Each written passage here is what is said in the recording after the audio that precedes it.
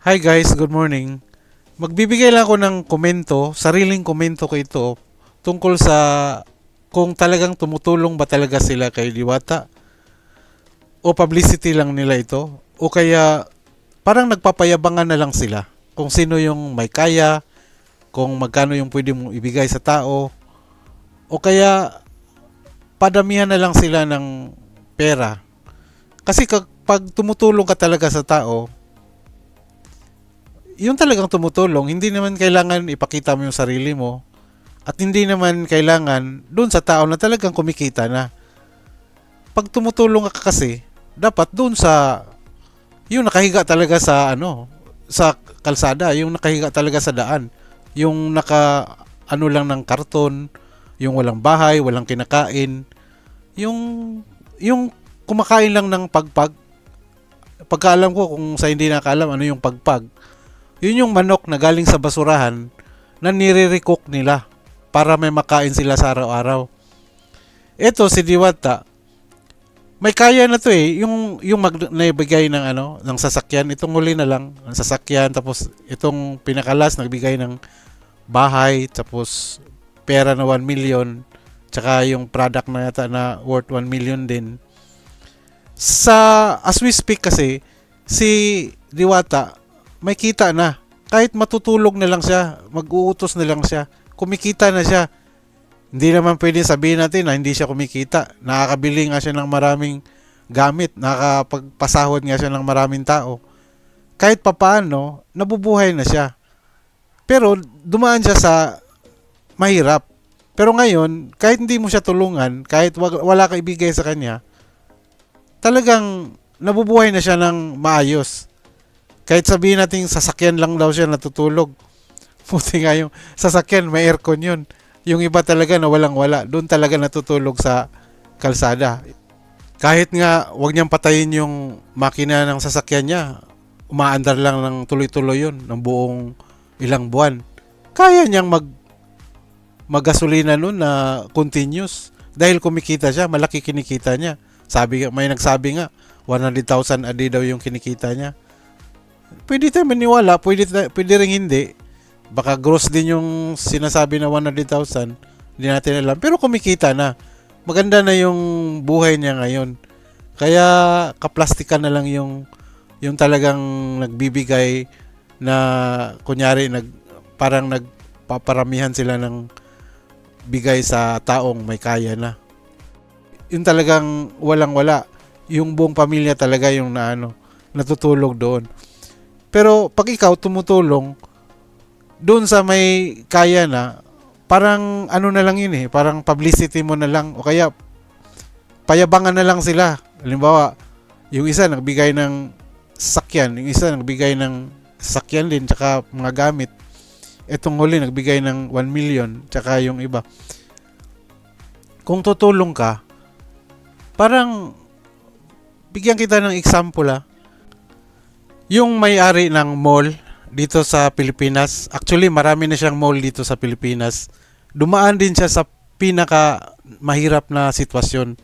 Yung wala siyang sapatos na pinangarap niya na magkaroon siya ng store na sapatos para mabigyan niya ng sapatos yung mga walang sapatos din. So, ngayon napakayaman niya na dahil dumaan din siya sa hirap, nagsumikap siya. Sasabihin ko ngayon, bibigyan mo, ikaw magbibigay ng sa kotse sa kanya, magbibigay ka ng sa kanya dahil dumaan din siya sa hirap. Parang ganun din ang nangyari kay Diwata ngayon. Parang bibigyan mo siya, saka mo siya bibigyan. Ngayon na may kaya na siya. Ang dapat mong bigyan, yung talagang walang-wala. Bigyan ko kayo ng isa pang example. Si Willie Rebillame. Nagbigay siya ng, yung talagang totoo na tulong. Nagbigay siya ng una 5 million sa mga tsuper. Susunod, nagbigay siya uli ng 5 million sa tsuper pa rin. So, si Willie Rebillame, hindi siya nakikinabang doon sa publicity na ginawa niya. Dahil yung mga binigyan niya, hindi naman kilala yung mga taong yun dahil mga ordinaryong tao lang naman. Pero dito kay Diwata, syempre, bibigyan mo, may kaya na siya, tapos kilala siya, babalik sa'yo yung publicity na ginawa mo dahil syempre sasabihin ng mga gumagamit ng produkto mo, ito, tutulungan natin, bibili tayo ng maraming produkto ng tao nito dahil tumutulong siya kay Diwata. Parang ano naman yun, parang ikaw naman nakikinabang doon sa ginawa mo kay Diwata, di ba? Pero pag tumulong ka doon sa, kasi nakita ko to, nag-online selling siya.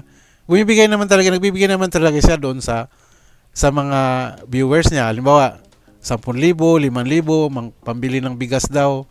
Pero hindi niya kaya gawin yun sa sa tao na bibigay siya ng 5 million doon sa taong natutulog sa kalsada. Alam ko kaya niyang gawin yun. Halimbawa, 10 tao, 5 tao, bibigyan ng tagpa 5 million bawat isa. Kaya niya yun dahil mayaman naman siya.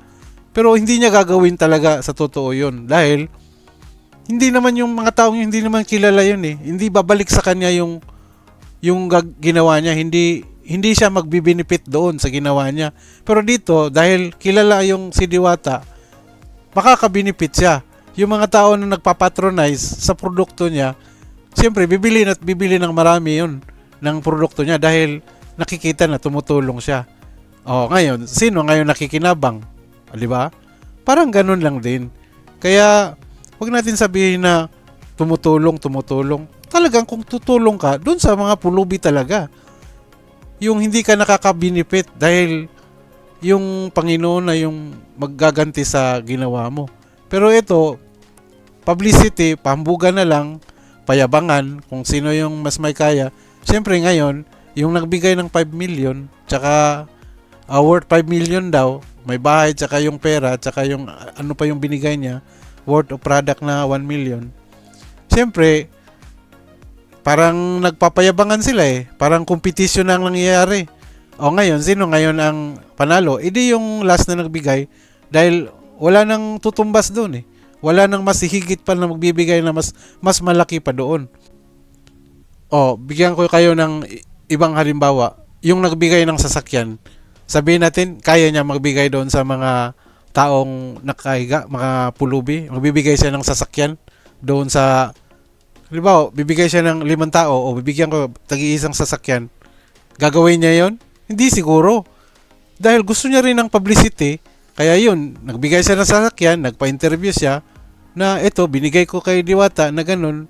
Pero, hindi na kailangan ng tulong ni Diwata. Ang nangailangan ng tulong, yun talagang nasa daan. Yun talagang walang-wala. Yun talagang walang kinakain.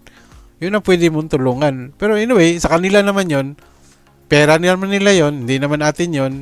Yung akin lang, yung talagang, kung wala kang talagang bahid na talagang publicity, na makilala ka, na talagang gusto mo babalik din sa'yo yung ginawa mo, doon ka tumulong sa talagang walang-wala. Anyway, nasa kanila naman kung sino yung gusto nilang tulungan dahil sa kanila naman yun. Yung maganda lang talaga na totoong tulong, yung talagang kailangan mong tulungan, yung talagang naghihikaos.